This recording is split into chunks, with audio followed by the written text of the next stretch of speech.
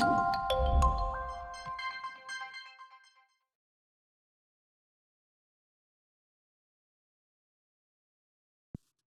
everyone, so we're here in London and we've just wrapped up our first round table of the year.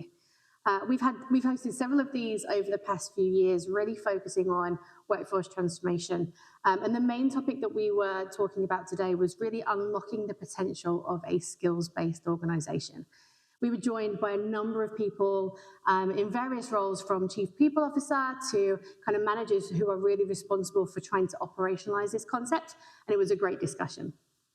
So Ian, yes. Do you want to give us a bit of a view of kind of some of the conversations and what we talked about today? Absolutely. So we spent some time discussing the target operating model, the workforce target operating model, which AGS is very developing at the moment. And I think the conversation around that was quite revealing, in the sense of when we talked about the concept of the workforce business partner and the importance of that role in the future of hiring and unlocking the skills potential of an organization.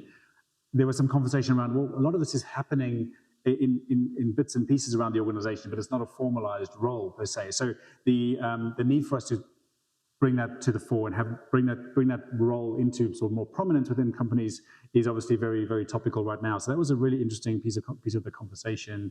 And then also just the education piece around how do we educate hiring managers to come with the right questions and not just follow the same rinse and repeat style of hiring that's been happening over the last however many years, and rather thinking about, well, how do we educate them about how to ask the right questions about skilling their teams up the right way, assessing the capabilities they already have, and ensuring that they are ready for, I guess, that next iteration of skills-based organizations.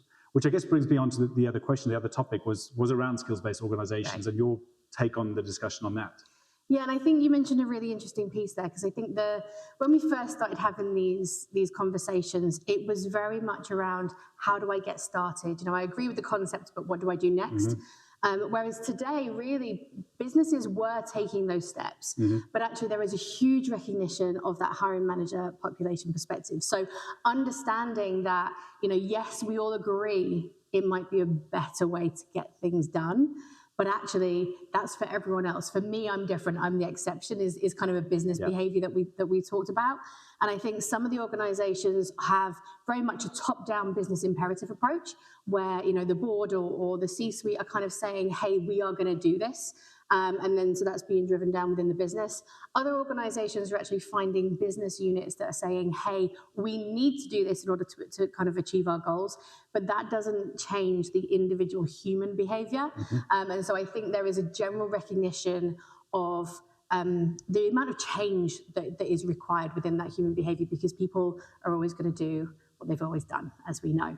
So I think that was really coming out loud and clear, that even though the steps are being taken and people are all starting in kind of different places depending on their individual organisation, the commonality is absolutely that human behaviour. Yeah. We also had a great conversation about AI and the automation capabilities and the potential within organisations, about how do we sort of unlock the power of that. And it was, in one sense, for me, really positive to sort of see, as a difference to maybe a year ago or 9 months ago, we're having these conversations, the steps companies are now taking and adopting AI and automation becoming part of the lexicon, part of the behavior, part of the expectation now, which is really positive, because there's so much capability out there.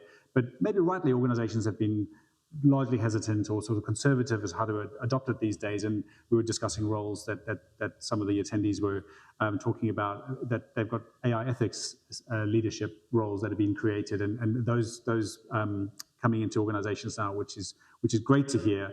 And also, as we start to look at that skills-based organization, how does the utilization of AI tools and generative AI tools help and augment the people within the organization, so this advent of co-pilots and making people more efficient. So that was a really positive part of the conversation as well, especially when you're starting to look at what skills people need to stay relevant, and the conversation around, well, what else do I need to add to my ability set to become to be still employable in the years to come. So that's obviously really was really great to get into with the audience today. So yeah, overall a really positive morning spent. Perfect, thank you. Thank you everyone for watching. We hope you enjoyed the summary. We hope you can join us for our next roundtable event in June. But if not, we will also be at CWS in May in London. So we hope to see you there. And thank you for watching.